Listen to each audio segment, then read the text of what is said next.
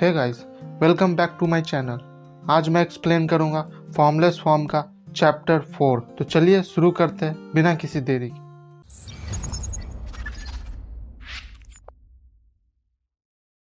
पिछले चैप्टर में हमने देखा कि हमारा मेन कैरेक्टर का नाम टैंग का है। वो भेष बदल के किसी तरह उस मॉन्स्टर का असली बॉडी को सामने लाया। अब आगे चैप्टर के स्टार्टिंग में हमें एक छोटा मॉन्स्टर दिखाया जाता है जो वहाँ बैठ के रो रहा था। ये वही मॉन्स्टर है जिसे हमें पिछले चैप्टर में दिखाया गया है। टैंग उसके सर पर टपली मार के कहता है, क्यों छोटे चूजे, अब फुदक कर दिखा। और फिर कहता है, ये दुनिया में ऐसा कोई स्पिरिट नहीं जिसे मैं नहीं हैंडल कर सकता। वो मॉन्स्टर अपना सर पकड़ के कहता है, मैं ये जगह नहीं छोड़ सकता, वो अभी तक आए नहीं। टैंग पूछता है, तुम किसके बारे में बात कर रहे हो? तुम यहाँ इतने दिनों तक लोगों को डरा रहे थे सिर्फ एक लड़की के इंतजार में। फिर वो मॉन्स्टर कंटिन्यू करता है कि तुम सही हो, हम लोग एंशिएंट एरा के स्पिरिट्स हैं, लेकिन हम लोग बहुत कमज़ोर हैं। हम लोग के पास सिर्फ एक ही तरीका था सरवाइव करने के लिए, जो कि था छुप के रहना। फिर भी बहुत कम ही लोग ऐसे थे जो हमें ढूंढ सकते थे। फिर हमें याओ सेंगची वालों ने काम पर रख लिया ताकि हम दूसरे डीमन स्पिरिट्स की इंफॉर्मेशन इंसानों को ला के दे सके। हमें लगा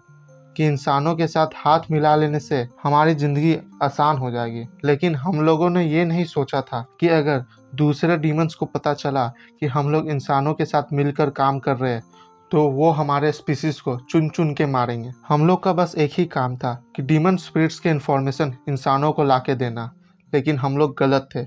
वो एक ट्रैप था और जब तक मुझे ये पता चला सारे लोग मारे जा चुके थे, सिर्फ मैं बचा, वो भी पूरी जख्मी हालत में। फिर मुझे ये कबर्ड मिला जिसमें मैं छुप गया, भगवान जाने कितने समय तक। टैंक परेशान होते हुए कहता है, मैंने कहा तुम किस लड़की के बारे में बात कर रहे हो? और फिर वो मॉन्स्टर फिर कंटिन्यू होते हुए कहता है, फिर जब मैं उठा तो ये दुनिया चेंज हो गई थी, बहुत चेंज हो गई थी। बड़े बड़े मॉन्स्टर्स जिनकी बॉडी पार्ट्स अब मेटल से भी स्ट्रॉन्ग थी, बहुत सारे बड़े बड़े बिल्डिंग्स बन चुके थे। मुझे यहाँ घुटन से महसूस होने लगी। तुम इंसानों को रात को भी चैन नहीं था और हमेशा चिल्लाते रहते हो और दूसरे को परेशान करते रहते हो, इसलिए मैं ये कबर्ड में फिर से छुप गया। फिर एक दिन एक इंसान ने मुझे ढूंढ लिया। वो बूढ़ी और अंधी थी, वो भी मेरी तरह अकेली थी। वो मेरा ध्यान रखती थी एक बिल्ली की तरह। मैं उसके साथ सेफ फील करता था, लेकिन अचानक से ही एक दिन वो बेहोश हो गई और जमीन पर गिर गई।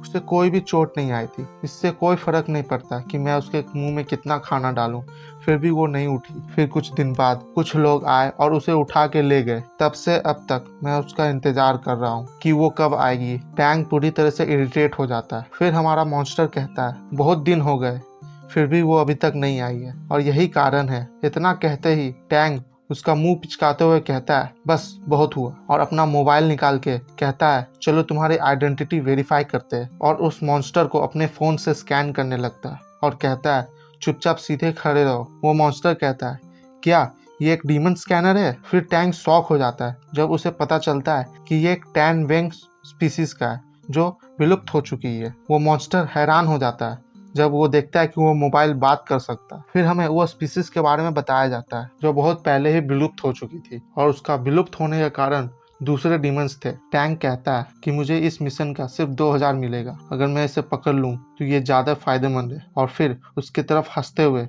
कहता है, एक विलुप्त प्रजाति ब्लैक मार्केट में बहुत अच्छे दामों में बिकेगी, मेरे लिए ये तो जैकपॉट हो गया। वो मॉन्स्टर ब्लैक मार्केट का सीन अपने ख्यालों में देखने लगता है जो कि बहुत डरावना था। और फिर टैंग उसे एक हाथ से उठा लेता है और कहता है कि तुम बहुत अच्छे कीमत में बिकोगे, लेकिन मैं तुम्हें बेचूंगा नहीं, और वो बूढ़ी औरत अब नहीं आने वाली, इसलिए अब से मैं तुम्हारा ख्याल रखूंगा। तुम कभी भी अब अकेले और डरोगे नहीं, क्योंकि मैं तुम्हें अब प्रोटेक्ट करूंगा। टैंग कहता है कि मैं तुम्हें अब एक नाम भी दूंगा, जाओ है। वो मॉन्स्टर ये सुनते हुए इमोशनल हो जाता है। टैंग कहता है, क्या तुम अपने नाम को एक्सेप्ट करोगे जो मैं तुम्हें दिया हूँ, जाओ है? वो मॉन्स्टर इमोशनल होते हुए हाँ कहता है और फिर वो एक मैजिकल छोटे से गेंद में खींचा चला जाता है। अब से हम ये मॉन्स्टर को जाओ बुलाएंगे। जाओ कहता है, मुझे बाहर जाने दो, मुझे पता था याओ सेंगसी वालों लोगों पे विश्वास नहीं करना चाहिए था, तुम सारे ह्यूमंस एक जैसे हो, झूठे। टैंग उस गेंद को पकड़ के कहता है, काम हो गया, और फिर अपने मोबाइल पे मिशन स्टेटस विंडो में फेल वाला बटन दबा देता है, यानी कि वो मिशन को कंप्लीट नहीं कर पाया। फिर हमारा सीन चेंज होता है। हमें एक कंस्ट्रक्शन साइट पर ले जाया जाता है। एक आदमी कहता है, मैं भूखा हूँ, चलो लैंड टियान स्ट्रीट चलते और कुछ खाते। दूसरा आदमी कहता है जल्दी यहाँ आओ, देखो जुआंग को कुछ मिला है। तीसरा आदमी कहता है मैंने इसके बारे में सुना है, ये एंटीक पीस है। एक आदमी उस चीज को उठाते हुए कहता है यह बहुत भारी है, जरूर ये 500 किलो से भी ऊपर होगा। इस चीज को निकालते हुए हमारे पसीने छूट जाएंगे। फिर हमें वो चीज दिखाया जाता है जो बहुत बड़ा एक जार था, उसे रस्सी से बांध के रखा गया था और उसके ढक्कन पर एक सील लगा हुआ था। उसमें से एक इविल ऑरा भी दिख रहा था हमें। एक आदमी कहता है ये क्या है, ये कुछ महंगी चीज नहीं लग रही। फिर वो भीड़ में से दूसरा आदमी कहता है जरूर ये एंटीक पीस होगी। फिर एक और आदमी कहता है नहीं, ये दारू रखने के लिए इस्तेमाल होती होगी। फिर वही भीड़ में से दूसरा आदमी कहता है ये जार ऐसे ही दिख रही है जैसे कि मैं अपने घर में अचार रखता हूँ। उसमें से एक आदमी कहता है हमें पता चल जाएगा इसमें क्या है अगर हम लोग इसे एक बार खोल लेंगे तो। पीछे से एक आदमी कहता है ध्यान से, उसमें से मुझे इविल ऑरा महसूस हो रही है। वो आदमी आगे बढ़ता है और उस जार पर लगा सील को फाड़ते हुए कहता है इस पे कुछ लिखा हुआ है, लगता है किसी कुत्ते ने इस पे अपना निशान छोड़ दिया पंजा मार के। और फिर वो सील को उठा के उसका ढक्कन को नीचे गिरा देता है। जब वो ढक्कन गिरता है तो जो उस पर सील पे लिखा हुआ था वो अपने आप ही गायब होने लगता है। पीछे वाले आदमी कहते हैं ए बूढ़े जुआंग, क्या है उसमें, लगता है बूढ़ा जुआंग बहरा हो गया, चलो हम लोग खुद जाके देख लेते हैं। जो आदमी जिसने उस ढक्कन को उठाया था उसके पैरों पर कुछ गिरता है। फिर हमें वो सामने से दिखाया जाता है जो कि अब जॉम्बी बन चुका था। उसके शरीर में कोई मांस नहीं बची थी, सिर्फ हड्डी। उसकी सारी ऑरा उसके आँख और मुंह से उस जार में खींची चली गई थी। देखने में बहुत भयानक लग रहा है ये। और फिर हमारा चैप्टर यहीं खत्म हो जाता है और हमें लास्ट में बताया जाता है टैंग वेन के बारे में और उस गेंद के बारे में।